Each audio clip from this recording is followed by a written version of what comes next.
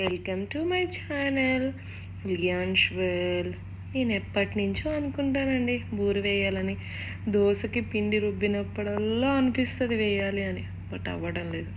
So ఈసారి ఎలా అయినా వేయాలి అని చెప్పి, సో వీడియో తీయాలి అని చెప్పి ట్రై చేశానండి.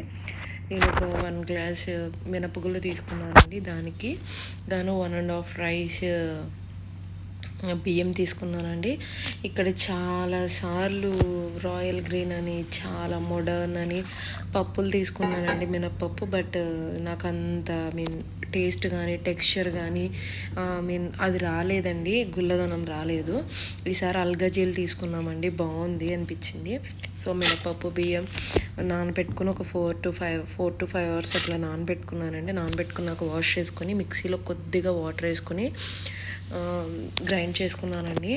కావాలి అనుకుంటే మనం కొద్దిగా వాటర్ ఎక్కువ పోస్తే దోశలాగా అవుతుంది, లేదు అంటే కనుక ఇట్లా గట్టిగా మనం తీసుకుని బూరికి కూడా వేసుకోవచ్చండి. నేను చూసారా ఇందాక చూపించినట్టు ఆ టెక్స్చర్లో మిక్స్ చేస్తానండి, కొద్దిగా రవ్వ బరకలాగా. సో మనం దోశ వేసుకున్నప్పుడు కూడా క్రిస్పీనెస్ వస్తుందండి అట్లాగా.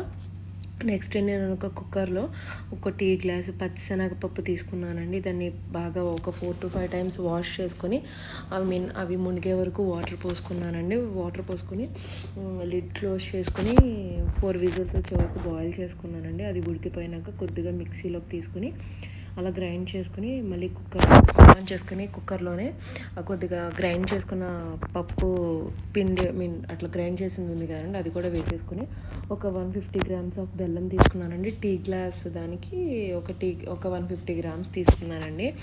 ఇన్ కేస్ ఇందాక మనం పప్పు ఉడికినప్పుడు ఎక్సెస్ వాటర్ ఉందనుకోండి, అది స్ట్రైన్ చేసేసుకొని ఇప్పుడు బెల్లం కరగడానికి వేసుకోవచ్చండి. లేదు అంటే మనం బెల్లం కరిగించి విడిగా వేసుకోవచ్చు. బట్ నేనైతే ఇట్లా వేస్తానండి, అది కరిగిపోయింది. దగ్గరికి వచ్చేవాడికి ఉడకపెట్టి దాన్ని చిన్ని బాల్స్గా తీసుకున్నానండి. ఇందాక రుబ్బిన పిండి ఒక 4 to 5 అవర్స్ అలా పక్కన పెట్టుకుని కొద్దిగా సాల్ట్ వేసుకున్నాను. బూర్లేని సరిగ్గా రావండి, తాకులు ముక్కులు అన్నీ వస్తాయి. But I'm trying to learn అనమాట.